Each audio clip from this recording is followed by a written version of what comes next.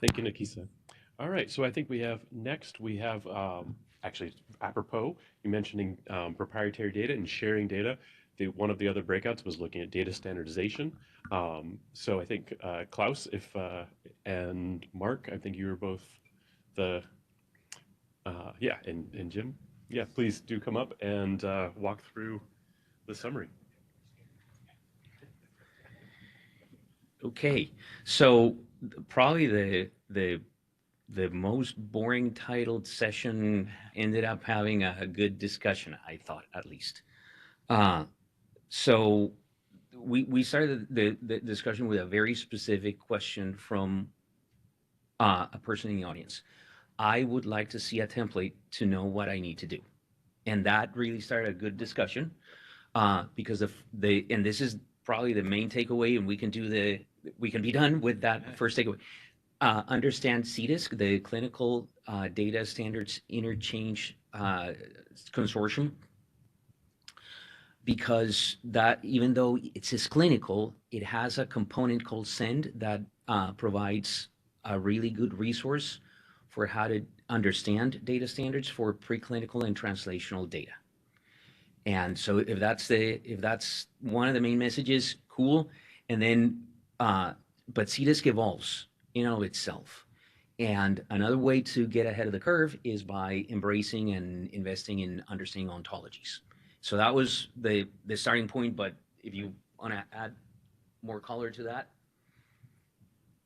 Yeah, okay. And I think yes. I think one thing that we also said was, don't be afraid just to put your information out there. If you don't understand all the vocabulary that you have to have, just annotate it anyway, and then you can get help putting together the vocabulary and the ontology. But if you don't document it, it's lost and it's gone. Yes. Yes. Yeah. Okay. So, but this is not just about the experimental data.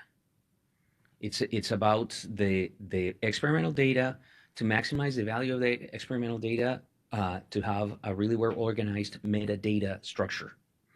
And this is not just publications. It's way beyond publications.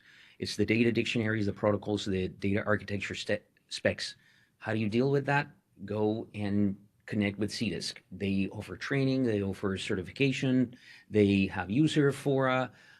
There's other groups in the translational space. We talked about imaging as being one of them that are running with this. You can really get a lot of help with that.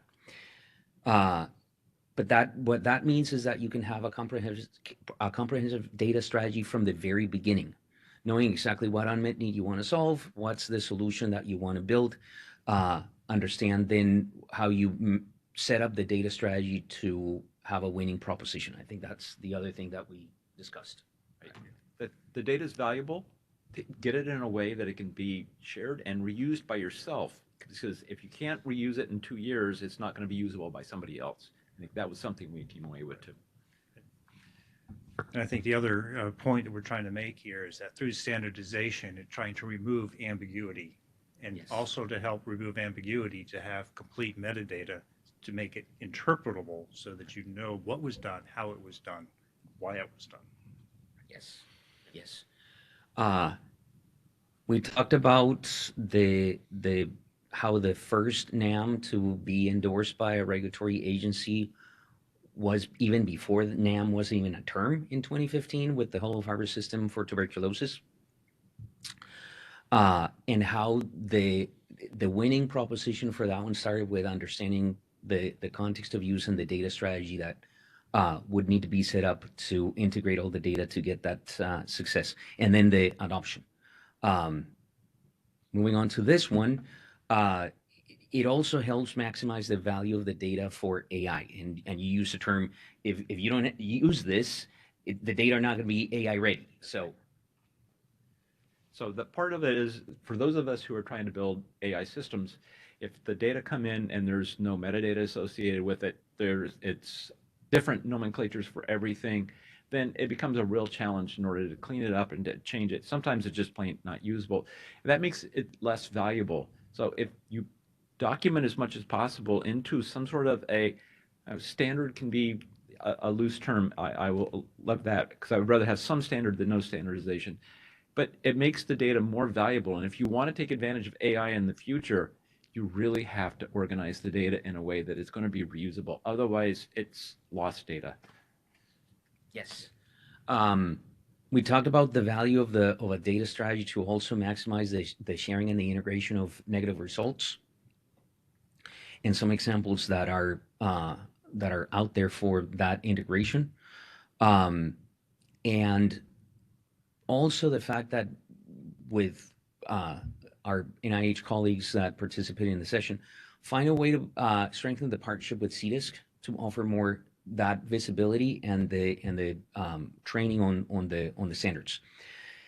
We talked about the different contexts for incentives, drug developers. So this is another key message.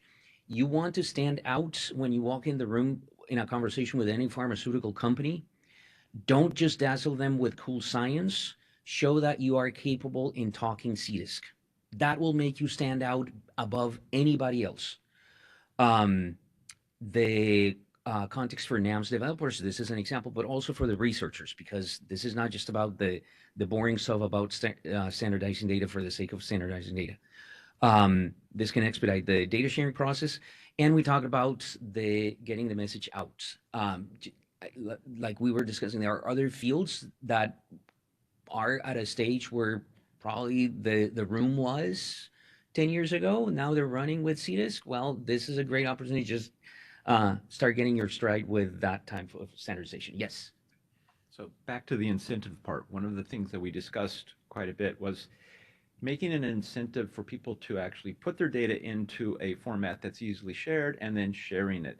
And as much as there's data sharing policies, data sharing agreements, it's really not done well. And we believed, at least in NIH and perhaps throughout the granting mechanism as well, incentives that would actually help researchers, say, get bonus points or whatever for sharing data and sharing data in some way that was usable by others would be helpful. So that was kind of an opportunity that we had going forward.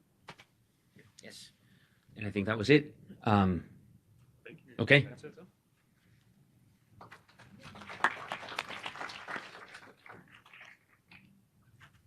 Yeah, I think we have one question for you right now.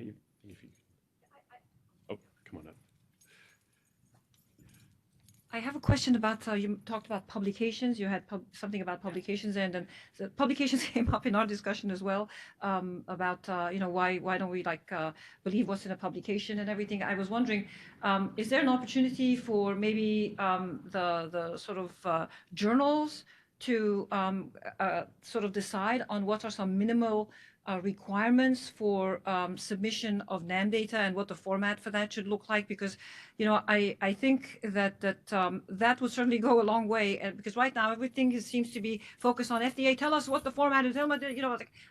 Why don't you guys kind of get together and say what would be the best way to put that stuff together and to report it in a paper, so that we could at least see across publications that there's some level of comparison and some quality, that is met. So I just was, wanting to maybe ask you to kind of talk amongst yourselves. Well, so, okay, I will offer a bit of a reality check on that one. I mentioned other fields that were at this stage that at least the breakout room was a good 10 years ago, 15 years ago. The way they are running with standards now is because they started embracing CDISC right away. And once they got proficient with that and they would command conversations with the pharmaceutical industry, they would put submissions that the agency would go, oh, what a relief. My reviewers don't need to spend another 6 months trying to figure out what's what with this data. They started doing that, and only after that, there was some adoption by the journals on those requirements. In our experience, that might not be the place to start. I would still push for a start with the actual tangible stuff on the ground, how it can be more competitive, stand out more in conversations with industry, be more efficient in any submissions that I may consider with the FDA. EMA is just going to start doing that as well, just so you know. And then it'll start percolating into the publications. So it's just our experience. So, but point well taken.